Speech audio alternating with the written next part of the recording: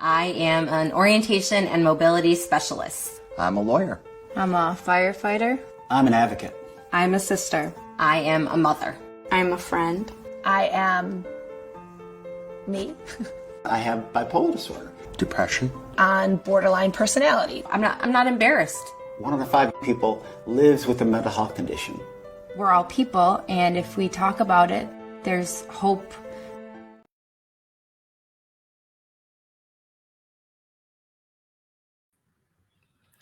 Hello, everybody. I'm Matt Smith, board member of the Anti-Stigma Coalition, and on behalf of all of us, I'd like to welcome you to the latest in our series of Facebook Live events. This time, we're focusing on the state of stigma, how stigma impacts caregivers. A crucial role that many of us need to fill on a daily basis is as caregiver to one or more others. Whether it's as a parent or as an adult child of older parents or as a spouse or as a sibling. Whether it's for a family member or loved one or if it's done as part of one's profession. Whether a physical challenge or sickness is present or a mental health issue is present, there are pressures and challenges that come with that unique situation. Some of us may find ourselves in a position where we need to advocate for the person in our care. We might have to confront stigma associated with that person's situation on their behalf. Such efforts require a lot of commitment and emotional and physical energy. Of course, caregiving in general requires a lot of those things.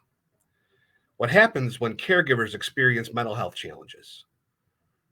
Does stigma play a role in how they take care of themselves? Today, our panelists will explore these and other related questions. Before I introduce our panelists, here are a couple of housekeeping rules. Our program is for 1 hour. During this time, if you have a question or comment, please type it in the chat box and we'll respond accordingly. Your questions often lead to some great dialogue, so please don't be shy. Now, it gives me great pleasure to introduce our panelists for today. Stacie Dziwulski. Stacie is the director of the Child and Family Support Program for Mental Health Advocates of Western New York. For over 25 years, she has provided education, advocacy, and support to hundreds of families of children with special needs. Professionally, she has a strong disability and a special education background. Prior to joining MHA in 2020, she worked for the Early Childhood Direction Center, a department of Oishei Children's Hospital, assisting families of young children with special needs. She is also a mother of 2 sons and has learned through experience what families face when raising children with mental health, physical, and educational needs. Welcome to our panel, Stacie. Thank you. Thanks, Matt. Marianne Gerace. Marianne is a volunteer community educator with the Western New York chapter of the Alzheimer's Association. She moved to the area in 2020 from New Jersey, where she was a nurse for almost 30 years. She worked at the bedside in an oncology practice and a nurse-run health center. Marianne was also an educator in a hospital system and several colleges, as well as an administrator in a PACE program, that's a program of all-inclusive care for the elderly. The majority of her career has dealt with the health and wellness of older adults. She has also been the caregiver for her parents and aunt, who were all undergoing serious health issues. After their deaths, she became a volunteer for the Alzheimer's Association, running a caregiver support group and serving as a community educator. Marianne also volunteers with the Veterans Group. Thanks for joining us, Marianne. Thanks for having me. Jennifer Gunia. Jennifer is the Director of Senior Services for Harmonia Collaborative Care, where she has worked for 20 years. In that role, she oversees case management as well as the Carepanion program. She holds a Bachelor of Science in Human Services from Hilbert College and is a certified person-centered case manager. Jennifer is professionally affiliated with the Western New York Integrated Care Collaborative, Network in Aging, and the Southtowns Coalition Group. She's a member of the Hamburg Senior Advisory Board and is partnering with Cradle Beach and consultant Lisa Rude on an exciting grant through Exhale. She has a passion for helping those who are frail and isolated and believes that no matter what the age, everyone wants to be in their own home. Thanks so much for joining us, Jennifer. Thank you for having me. Well, welcome again to all of our panelists, and thank you for joining us today and lending your voice to our important topic. We have a bunch of questions which we've decided were valuable, and we'd like to get started, I think, pretty simply. Let's start by hearing about each of your programs, who you help and what services each organization provides. Could we start with you, Stacie? Sure. So at Mental Health Advocates of Western New York, we provide support for anyone that has a mental health diagnosis or maybe doesn't yet, and is looking for help to navigate systems, starting with our information referral line where people can call with any question, typically to find out information about counselors, about programs, support groups. We have a number of different adult support groups that we hold. And we also have a legal department, which is, I always call it our hidden gem, because a lot of people don't know about it. And we really help people with a mental health diagnosis navigate civil law issues. It could be housing, it could be getting Social Security, disability insurance, it could be custody issues, all pro bono, no cost to the families or to the individuals. My department, the Child and Family Support Program, we assist families that are navigating systems and getting supports for their children. Our providers in my department are all family peer advocates. We are credentialed through New York State, and which is a pretty intensive credentialing program. The nice thing about our agency and the peer work we do is the majority of us are peers, meaning we care for, live with loved ones, whether it be children, family members, or even ourselves that have a mental illness or disability. So we have that whole idea and that concept of been there, done that. We've walked in those shoes, which really gives people a sense of comfort when they just don't know where to turn. Well, thank you for all that. That's wonderful. Marianne, your turn. Tell us about your organization.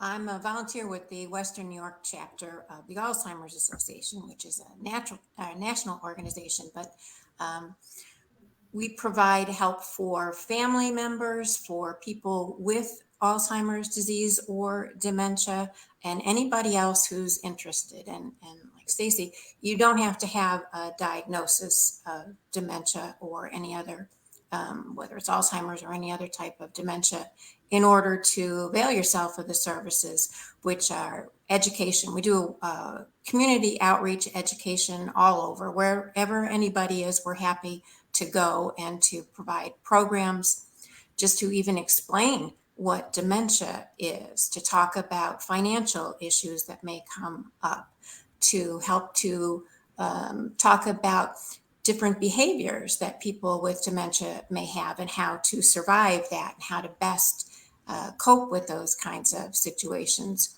One of the best things, I think, having come from another chapter, is the Western New York chapter has great support groups. They've got support groups that are very specialized as well as general. So they've got daughters support groups, they've got wives, LGBTQ+, different languages. There's virtual and in person. Again, like the education, we try to go out into the community and provide that wherever we can. There's a lot of information about research that's going on. People have heard of new drugs that are coming out. So we've got information on that, statistics. We've got information on trials. There are a lot of people that may want to be part of a trial, whether it's a caregiver or someone who may have dementia.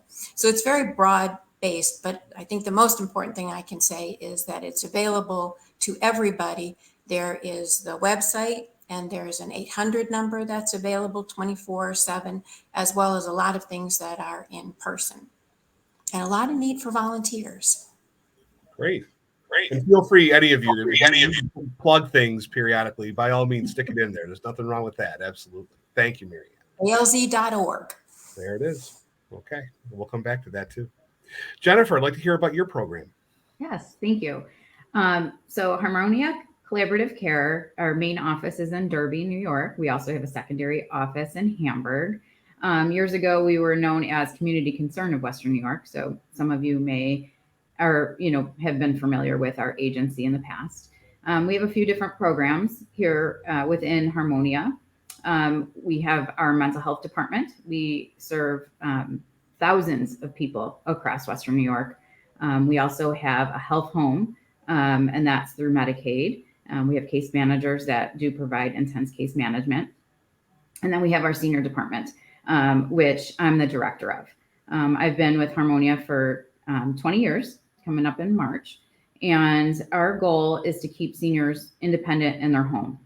We like to say we're the link or the liaison between the client and the service that's being provided within the community. A lot of people don't know that these programs exist. They don't know even where to turn. So we have the ability to link people to case management like Meals on Wheels, adult daycare, home care services. We have our Carepanion program as well, and we can help with benefits and entitlements as well. Thank you for that. I think that obviously there are a lot of challenges with people who are doing caregiving, and that's one of the reasons why we're having the conversation today. If we could, Stacie, I'd love you to talk a little bit about special challenges that happen when with parents when they're dealing with young people in their care. Yeah. So if you're a parent or a caregiver of a child, it can be, we'll start with the little ones. It can just be so overwhelming because when children first present with a mental challenge, with a social emotional challenge, it typically comes out as a behavioral. It presents as a behavioral issue, and the challenge frequently for people that have mental illness, mental health challenges, is it's invisible. No one can see it. It's an invisible disability. So I always think about the time, and it's happened to all of us. We've been in a supermarket and you see a 10-year-old, a 12-year-old child having a meltdown in a supermarket. And we're sitting there, and what's the first thing we think about? We think about, oh, that parent's got to get control over that kid. They don't have control over that kid. That's possibly a bad parent. Behaviors always come back as it's a parenting issue and not something going on with that child. So it can be really hard for families to access the help that they need because there is that stigma that it's just parenting. There's something wrong with the way this parent, this father, caregiver parents this child. So for the young ones, sometimes it's very hard for people to explain what's going on with their child, to access the services that they need. Even in schools, it can be challenging because very frequently the youth, the children, whether it be a teenager or a child, they're sort of looked at as they're a troublemaker. Or if there's someone that is struggling with depression or anxiety, they're just lazy, that they don't want to do something. And it's not that they can't do something, it's just that they don't want, and they don't have control over that. So for parents, and I've seen this myself, I am the parent of 2 young men, one of which struggles immensely with his mental health. And it's hard a lot of times because you don't have people to reach out to. People don't get it.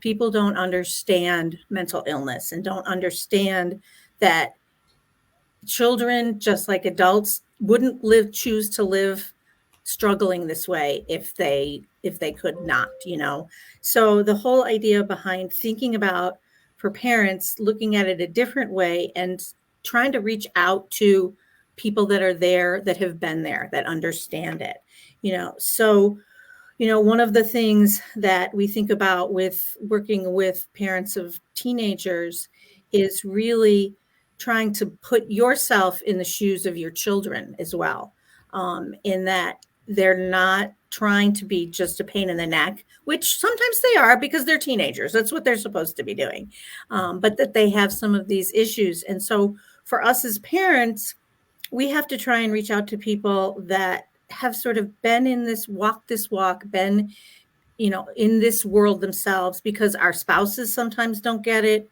Our parents don't get it.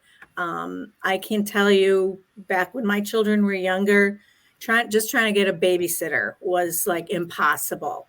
Nobody would babysit, because of the challenges that my kids had. So it just makes it very hard and very isolating as a parent when all the families I've worked with over the years, hundreds and hundreds, families know there's something going on with their child. They know that it's not typical. They may not know what it is, and that's where we come in as the professionals to try and help and navigate that world. for that family. The other big challenge when we move up in ages to being a parent of an adult child with mental health challenges, that's a whole other world. I sometimes think that old saying of little kids, little problems, big kids, big problems. When a child becomes 18, unless you have guardianship of that individual, which most of us don't want to and don't have to, we can't make those connections for our kids. We can't call doctor's offices anymore. We can't make sure meds are happening like they need to be happening. We can't step in, not that we want to be the helicopter parent and step in and do everything for them, but a lot of times they can't do it. I always struggle when I get shut down on the phone saying, well, I need to talk to your son. You can't make this appointment. And I'm like, well, that's not going to work for somebody that has social anxiety and won't pick up the phone, So those pieces, we get calls frequently from parents of 20-somethings, people in their early 20s, late teens, early 20s, and just wanting to help and not knowing what to do. So we are here just as a support to be that ear. Frequently when people call us, they're in crisis. And when they call us, sometimes it's just talking to somebody on the phone. That's all they needed. They just needed that outlet. I can tell when I start talking to people that when I start talking about my son, then I can feel their shoulders relaxing. I can feel them sort of going, somebody gets it. Somebody understands where we're coming from, because that whole piece of that invisibleness of mental illness it's just huge. We can see a person that's in a wheelchair and that person has some struggles and some things that are hard for them, but you can't see mental illness. And with parents, we're always second guessing. What is it that I did? Did I do something wrong? So we sometimes we put the stigma on ourselves frequently because we think that maybe there's something I could do different in parenting my child. And it's very, very hard for people to get to the place where they know it's not their fault. They know that it is a biological, environmental, a lot of different things come into play with mental illness, So those are just some of the things that we deal with families day to day. And we try and help them and support them to get them to a place, because parents, just like all of us here that are going to talking about caregiving, we're going to be the best advocates for our loved ones. Other people, professionals come and go, but we as family members are going to be the best advocate that we can be. And that's our goal, is to get families to get to that point. Thank you for all that, Stacie. There's a lot there. Go ahead, Jennifer. May I interject? Stacie, thank you for that. And I can say that you hit the nail on the head. If you can, bring a little piece of your own personal guidance or information that you can share without oversharing, right? Because we don't want to do that. If you can bring that to the table, people will be accepting to that and say, oh, you're human. Oh, this is really happening. They might think of you as a professional, but on the flip side, yeah, they're connecting. You're connecting with them, that you're normalizing it. So I think that's really important, just to normalize it on a day-to-day. Everybody struggles in some fashion, some way, whether it be, caring for your child or, caring for your parent, or being in the middle, caring for both. I like to think of myself as the sandwich generation. I have twin boys that are 10, and then I have aging parents. So I'm trying to balance all of these hats. And if I could share that with folks out there, they're going to honestly see that we're just human and we're just trying to do the best that we can. And I think people will accept that. Before we forget, we touched on briefly guardianship. And could we talk a little bit more about that before I forget about it? Sure. How do we, for the process that we need for seeking guardianship, can you explain that a little bit, Stacie? Yeah, well, the process is pretty involved, I will say. And it really, when when we first start talking, when a family member starts thinking, and I'm looking at it from the youth side, that their child might need to have a guardian, which would be their legal guardian that could make decisions, could talk to people for that individual. We always want to not do that if possible. We always want to err on the side of, no, we want this child to be able to be successful, be a productive member of society, and make decisions for themselves. But for some individuals, that's not going to be the case, whether it be from a developmental disability or from a mental health disability. So the process really is going through attorneys. There are quite a few. We partner with an agency here in our office at 1021 Broadway called Parent Network of Western New York. They do a lot of trainings on guardianship and how you go through that process. But it really should be the last resort when you're talking about a youth, when you're talking about a child, that we don't want to take that independence away from someone. Unfortunately, for people that have very significant illness, we might have to do that. And it can also be temporary at certain times of people's illness as well. So, the piece, when I mention that, a lot of parents feel that they can still make decisions for their child when they turn 18. And when they turn 18, you can't.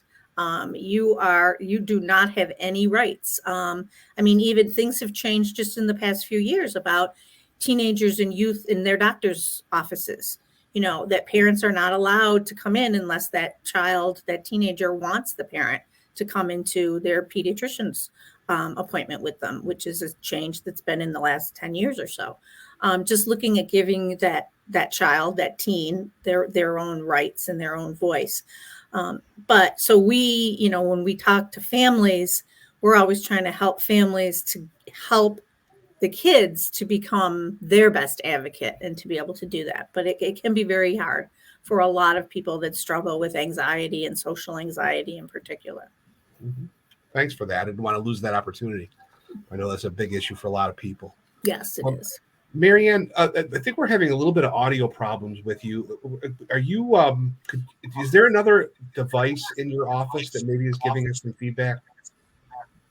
Could you speak?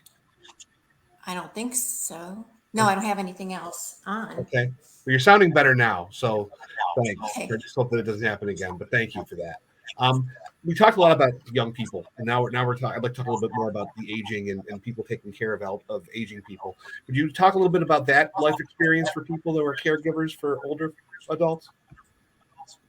Sure. And there's a lot of similarities between older adults and younger people. I think one of the big things is, from a professional standpoint, is for older adults, there is the stigma of, they're worried about if they have dementia or some type of, Alzheimer's or some type of a dementia. So they may not be completely open and honest when you're asking them questions, or they may think, like so many people do, that a lot of this is just a normal part of aging. And so they don't think it's anything to bring up or be concerned about. So that's a problem. Another problem is that if you're the personal caregiver for a family member, that can be really tricky to get into, because you've got these very established roles. In particular, for me, when I was for my mother, my father, and my aunt, those are pretty hierarchical roles. And now I had to step in and start taking over a lot of the things that they do. And you want to be very, very mindful of somebody's, as Stacie said, their independence, their autonomy. You want to have respect for someone and maintain their ego at all costs. And it's really difficult when your child is telling you, listen, mom, listen, dad, we've got to do this now. You've got to let me be part of the process. And we have the same thing. Certainly there's HIPAA involvement, and you have to get permission from someone in order to go to doctor's or get information from doctors or other healthcare providers. A lot of people don't want somebody to go to the doctor with them, and you're stepping on toes. So it can be very difficult to do that, to kind of change the roles. And there are a lot of conflicting things that go on when you're older. I used to teach nursing, and I used to teach about the aging process. And one of the things I would cover was the myths of aging, like you can't teach an old dog new tricks, or that depression is a normal part of aging. And depression is not a normal part of aging, but a whole lot about getting older can be depressing. Your body kind of turns on you in some ways and doesn't do what it used to do, and doesn't do necessarily what you want it to do. At a certain point in life, you may start to downsize. You may retire. These are a lot of losses. Other people around you may be getting chronic illness, may be dying. There's a lot that goes on that can be depressing.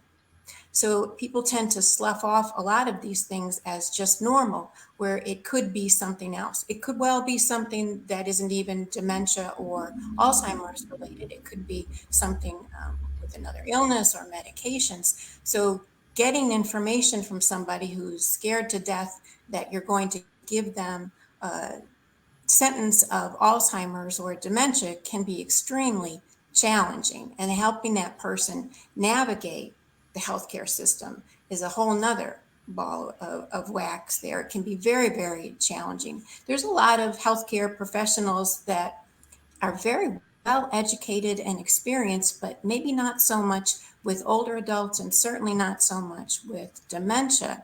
And so they too tend to just say things like, well, you're getting older now, what do you expect? So that makes it very, very difficult when you're trying really hard to get to the core of what may be happening with somebody.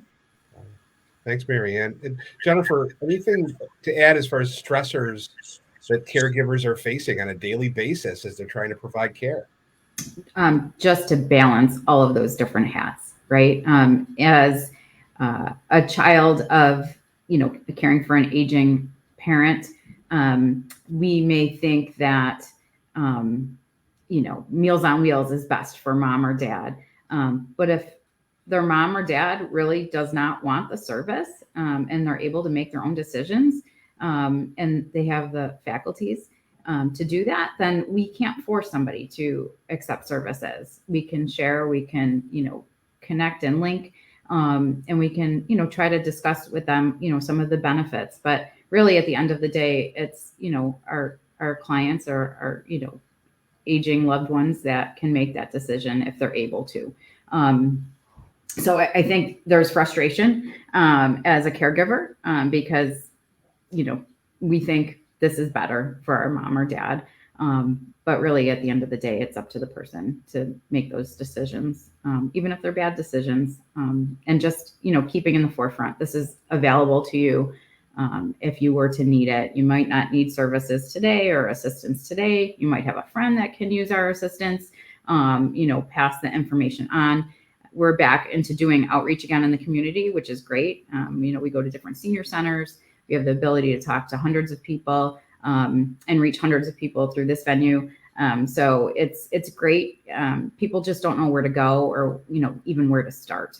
And especially in our area that I cover, it's the southern part of Erie County, and the rural community, things are really spread out and few and far between. It's really hard to get transportation. Is a huge issue. It's different services. People are calling, wanting to get their snow removal. We get all kinds of phone calls out here. A lot of times people just kind of make do or, go without, and they don't know that these services or programs are out there. So I think word of mouth is great.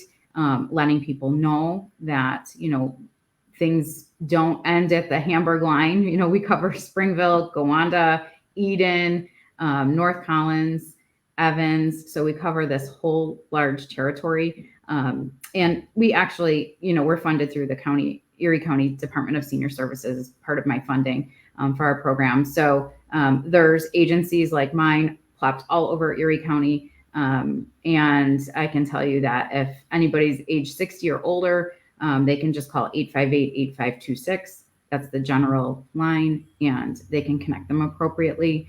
And, it's birth to death, basically. If you don't know where to go, you can just call that general number and then get linked appropriately. And there's a lot of support for caregivers out there. And we'll get into that a little bit more. I believe there was a question about caregivers and support groups, but we have some very exciting things coming up. Well, why don't we go there? I mean, it's good to know that all these services exist. Of course, you also touched on a lot of challenges that caregivers have to deal with just to do the job. Mm-hmm. And of course, that brings about tons of different feelings that a person might be feeling in that role. Guilt probably being a big one of them when things aren't going perfectly.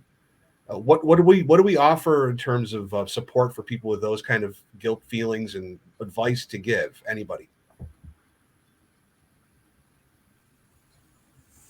Well, I would say absolutely. That is definitely one of the problems. You feel guilt about, are you doing enough? Are you neglecting other people? And I think one of the most helpful things are the support groups that was mentioned before. It's a kind of peer-to-peer thing where you can see other people in the same position and get help from them, but also see that they're doing the very best they can. And I think that's the most important thing we can get across to people is you're doing the very, very best you can. Let's support you in so many other ways that we can alleviate some of that guilt. One of I think the most significant things is with Alzheimer's or with a dementia, it's a very insidious start. You don't realize it's happening. And it could be several years before you start to put the pieces together. And one of the big things that people feel badly about is when people lose their short-term memory and they're asking you the same question over and over again, and you're very busy and you get irritated and you say repeatedly, we talked about that already. Don't you remember? Don't you remember? Did you forget? And after you understand that they don't remember, they did forget. It did not store in their brain. People start to feel guilty about the things that they said, or that they were short-tempered, or that they didn't have enough time for somebody. So when you're able to really talk about that, I think it's extremely helpful and to understand. We have something for Alzheimer's has a program on strategies for behaviors so that you can correct yourself in that way. And you can start to make it so that everybody has a more positive experience as the disease progresses. And I think that can do a lot to help alleviate the guilt. But I think the most important thing is a constant understanding and constant enforcing to people, you're doing the very best you can in an extraordinarily difficult situation. Mm-hmm. And the county does offer adult daycare services as well. So there's several different adult days within different communities. There's one in Hamburg, there's one out of Lake Shore, and then they're spread all over the county. So as a respite, a place for their loved one to go during the day, or just to give a break for caregivers. It's okay to bring your loved one there. There might be funding available based off of the financial aspect of our assessment. So there's a lot out there. And then, just use the programs. This is why we're here. The programs are out there, they're funded, they're available, and, we're willing to assess you and help you, link you appropriately. So Great. Thanks, Jennifer. For anyone just joining us, I'm Matt Smith from the Erie County Anti-Stigma Coalition, and I'm joined by Stacie Dziwulski of Mental Health Advocates of Western New York, Marianne Gerace of the Western New York chapter of the Alzheimer's Association, and Jennifer Gunia of Harmonia Collaborative Care. We've been discussing the unique stressors and challenges that caregivers experience, and we'll be moving into the role of stigma as caregivers deal with these challenges momentarily. Everyone joining us, please do take a minute, though, and check out our website, letstalkstigma.org, and maybe join nearly 4,000 others in taking the pledge to end stigma. Also, if you are connected with a business, organization, or faith community, can you become an organizational member of the Anti-Stigma? You can become an organizational member of the Anti-Stigma Coalition, and you can find information for this on the website under the Members tab.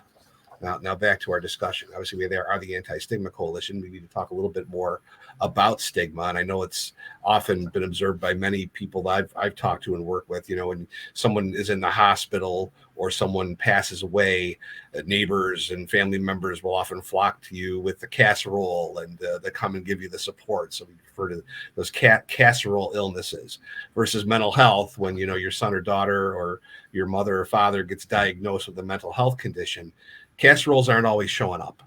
Right. So obviously we have a bit of a stigma issue there. So Stacie, why don't you talk a little bit about some of the stigma issues that you've seen as pertaining to? Yeah, definitely. And my family actually lived that, Matt. My son that has the mental health challenges is also a cancer survivor. When he was 8 years old, he was diagnosed with non-Hodgkin's lymphoma, and in an emergency situation had to be taken to the hospital. We didn't know what was going on with him. He's been in remission for 20 years now. It's great. But I tell people all the time, cancer was easier than mental health because we knew what to do. You know what to do. And everybody feels bad for you when you have cancer. And they're like, oh, this poor little boy, 8 years old. We see kids, God bless them. We see them ringing the bell at Roswell all the time. And we were very involved in some of the Carly's clubs and all the fabulous things that people would give you stuff. I mean, I was like, they were spoiling this kid rotten because of his cancer, which understandable. But he also has spent time in a psychiatric facility and in the emergency room at CPAP and at ECMC and at the psychiatric emergency department. And you don't get that. You do not get that casserole. You get people feeling sorry for you, but most people don't even acknowledge that you're going through that situation. Most people, even close family and friends, it's just so hard for people to understand, and I say to families all the time, we have to reach out for help. If your kid broke his leg, you would go get it fixed. If your kid is struggling with anxiety, depression, whatever it might be, we need to try and maybe not get it fixed, but get it helped so that they can live a more happier, sustainable life. When we talk about caregivers and what we can do to support them, and I think it's so hard, especially because I have worked with families with kids with disabilities for so many years. And I know it's the same way with adults and caring with your parents, because you just get in this, you got to do it. You're on like a little gerbil on a treadmill and you just got to keep doing it. So you never think about taking care of yourself. The whole old adage of when you're on the airplane in an event of a, loss of pressure, put the mask on yourself and then take care of your kiddo. That applies for everybody, for all of us as caregivers. And we don't do it, thinking about. That's the first thing that my family peer advocates, when they go out and they work with families, is what are you doing for you? And most of the time it'll be nothing, So, what we try and do, you mentioned adult respite. We also are providing some respite opportunities, actually more in a recreational fun way, where we can take the kids out. We tried to do sledding at Chestnut Ridge on last Saturday, but of course we had no snow. But we had activities for the kids in just a few hours where the parents didn't have the kids. We're having bowling coming up in March, where we're going to take the kids bowling and the parents can go do their own thing. Frequently we'll do that simultaneously with a parent group. So the kids will go over here to this group, do some fun activities with kids that are like them, with kids that struggle, with kids that might have some behavioral pieces and can't necessarily do a typical camp or a typical recreation activity. And then we can be with the parents talking about, how are things going for you? Giving them coffee, giving them just that time to chat. So we're trying to incorporate a lot more of those we just yesterday had our first yoga for caregivers, where the caregivers, we had 10 people come. They all loved it, just giving them that time to do some meditation and some healing, because their life is so challenging. But the stigma for caregivers, I think, with mental health challenges is it coming from the outside? Frequently, but it's still very frequently ingrained in us as the caregiver, is the guilt piece, or I don't have enough time, or I have to do something better.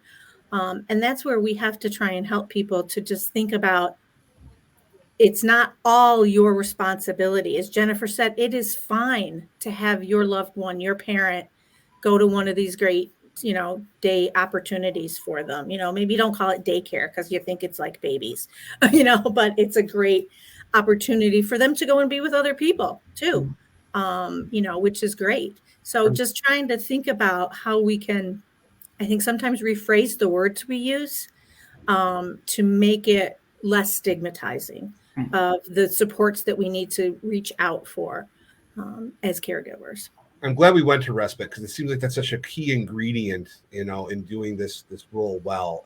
Jennifer, I know you've got some things going on that are pretty exciting. You want to talk a little bit about that? Yeah, thank you. We do. So we recently received a grant through the Exhale program. This is very exciting because this is something that we've never done before. We're teaming with Cradle Beach Camp, and then Lisa Rude. She is a local consultant. She used to work for Senior Services years ago, but she retired, and then she consults different companies and different programs in doing caregiver support through her local church. So what we're doing, and the site is mainly going to be at Cradle Beach, right in Angola, and it's a free caregiver and support for caregivers and their loved ones. We're going to be hosting a caregiver support group. So someone from our mental health department providing the group setting for folks. And it's going to be just a great opportunity for people to share their own, personal experiences together. So this is a 3-year program. We're going to be doing some different activities such as nature walks, health and wellness. We're going to be providing refreshments, some different opportunities for music therapy, pet therapy, supervised one-on-one for, volunteers to, help their loved ones, maybe some exercise, walks on the beach. So it's going to be a great location, and it's a 3-year program, and it's all free. It's all free. And our kickoff is March 16th. And we are just very excited to be offering this to the community, and anybody can come to this program. Sounds So really great. we're really building it from the ground up. So we're kind of learning as we go. We've had several meetings and, different ideas. And so we're just really excited to be able to, have this beautiful venue on the lake, and just to break down the silos. So this is a first for us, incorporating our mental health department in with our senior services. There's those silos of different programs within agencies. So this is our first time that we're actually coming together. Our mental health staff is providing the support, in this is needed in the community. So it's not a peer run support. So that we have somebody with a license that is able to direct and provide this support within the community. So we're very congratulations on that, Jennifer. That looks really great, and I hope it goes wonderfully well. I'm sure it will. We're starting to get some questions now in the chat, and I'd like to make sure we get to those. So the first one I have here is, I never realized I would need to be taking care of my parents while trying to figure out my life and that of my children. I feel overwhelmed. I feel guilty. What can I do for support? Marianne, can I turn to you first for that one?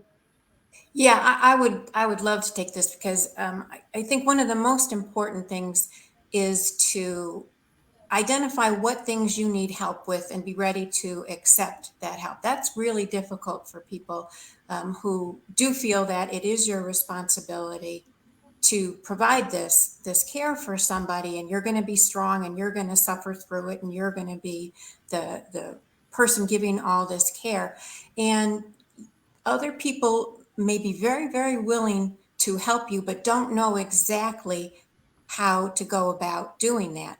And sometimes as the caregiver, you get frustrated that other people aren't helping you. So if you can come up with very specific things that people can do to alleviate some of the stress that you have, even as much as, maybe going shopping for you so that you can have that time for that self-care that's going to keep you somewhat sane during this. It's self-care is a great thing, but you have to be able to have the time for that self-care where you feel that the person that you're taking care of is safe. So if you can identify very clearly what other people can do to help you and ask for that help, that's one of the hardest things I went through, a progression of learning it. By the time it got to my father, when my father was the remaining person I was caring for, man, I would take help from anybody walking by. And I was very clear about, what you can do to help me. Just come over and sit with him so that I can wash my hair, I can go outside. But being clear to people how to help you is the best kind of a gift you can give them, because I think you'll find that there are a lot of people that do understand and do want to try and help you, but they're just lost as to how to do it. Understood. Here's another question that just came through. My mom just passed away, and I don't know who to talk to about everything that's not only happened, but what I have to do now as her next of kin. So we've got a question about feelings. We also got a question about just nuts and bolts, kind of practical to-do lists, I think. What advice would we have for this person? Marianne, you want to continue?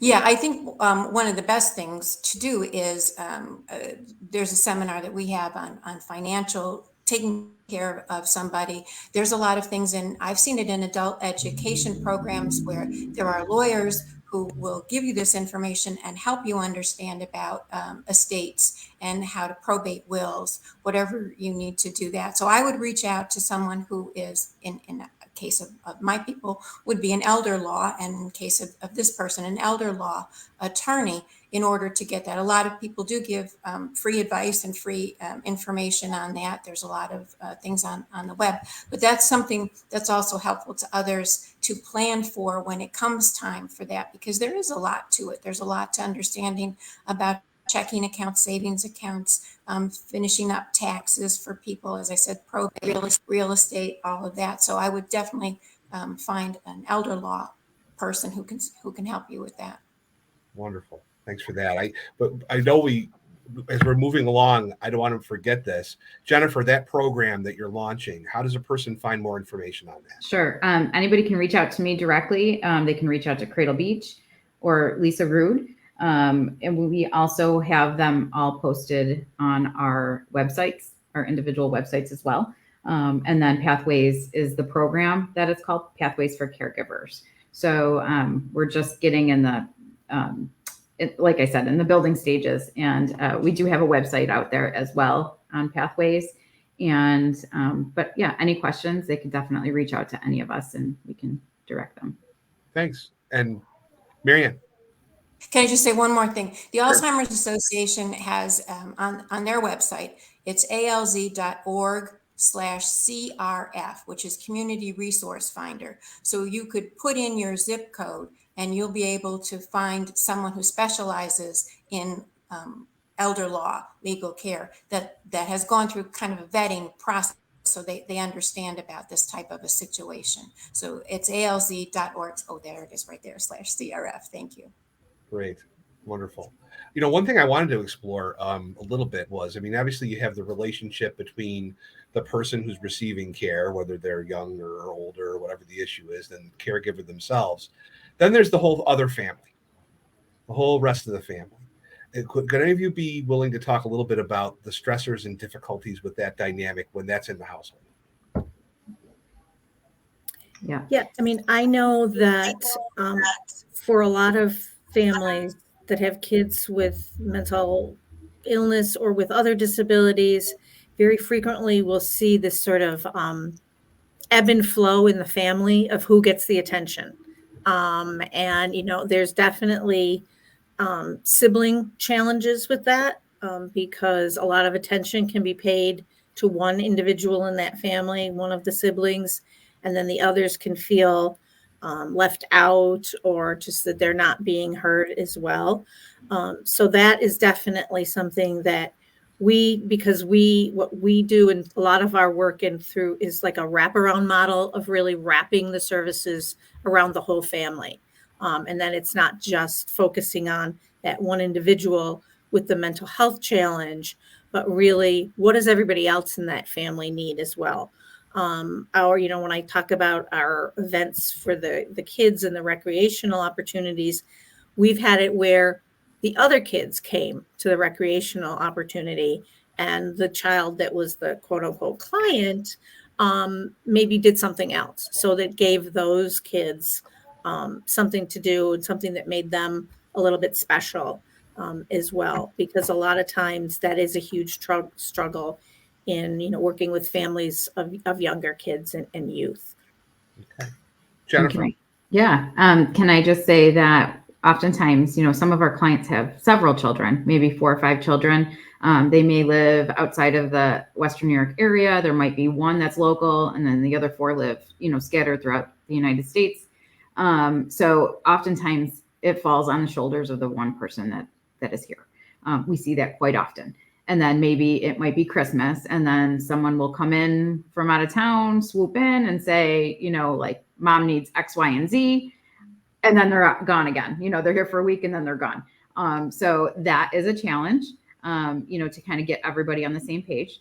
And, just for that caregiver to be open and honest and, write down what your needs are, what your thoughts are. I think keeping a running list of, things that are important that you can, ask for help. I think it's really, really important to go ahead and ask for permission. And people will say, well, I can't afford that, or, I'm going to go without, it's something I cannot afford. Well, there's a lot of programs and, things that sometimes are not costly. People don't know what the services that are out there that might not cost anything. Some of them are donation based. Some of them are based off of their income, but this is why our case managers are experts. They can break down exactly, to tell you how much things would cost, if anything. We can apply for benefits and programs. We might be able to get somebody a furnace. We might be able to get somebody food stamps. Asking for the help is, I think, step one. So we're here. We're here to help. Thanks, Jennifer. Marianne, what do you think about the other members of the family, the whole family dynamic? Well, this can truly be, unfortunately, for many people, a breaking point in families, because it's not uncommon that with people with dementia or Alzheimer's disease, that it falls to one person, one family member to be providing the care. And often that's because people, as Jennifer said, they're not in the same area anymore. People are in different states, and it's that one person who's providing care on a regular basis. And as she mentioned, people do swoop in at certain times and give their opinions on what should take place.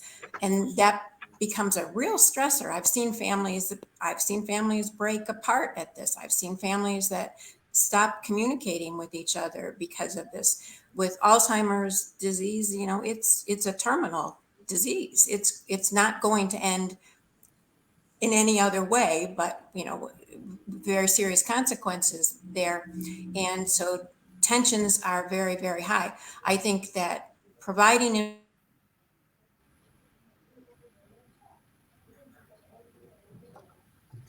necessarily help with all of that, but if you can provide really updates into what's happening, I think that'll go a long way to help other people and identify what decisions you've made, and also maybe what decisions you want advice with and what decisions you're just fine taking care of on your own.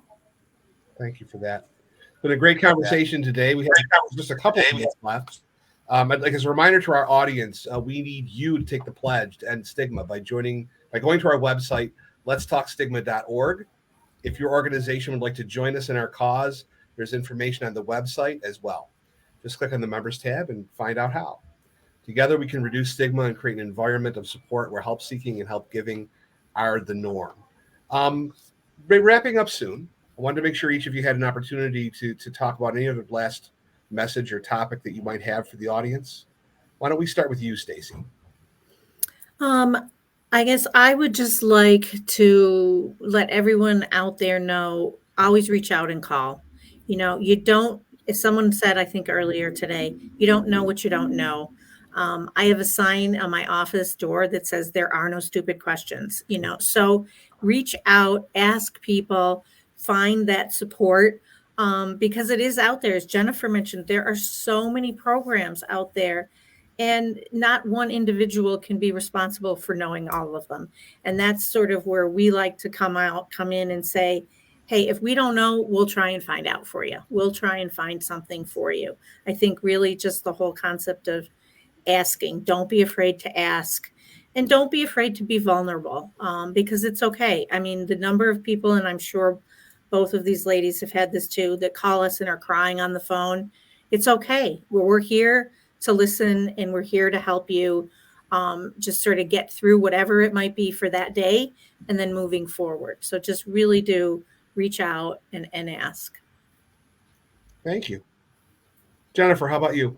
Absolutely. I mirror all of that, Stacie. So just ask. And there's no wrong way. You can ask a million different ways. And programs are forever changing. So, funds are changing. There's a lot out there, and, our services and programs are on a constant, change. So just ask the question, and I, even being in the field for years, I don't know all the answers. I'll say, let me get back to you, let me do a little bit more research, because, there might be availability for a ramp for somebody, or, what have you. So just ask, and don't be afraid, because we're all human, and we're all, going through our own stuff. So continue to push on. Well, I appreciate that, Jennifer. Thank you. Marianne. I think to educate yourself as much as possible is good, and to make sure you're getting your education from a reputable source. Like Jennifer said, things change, so you can certainly avail yourself of the same information or the same source over and over again to see what might be updated. But I think the more educated that we are, the better we can help the person we're caring for, the better we can help ourselves, and we can help others to maybe not have that fear and stigma about what we're going through and what our people are going through.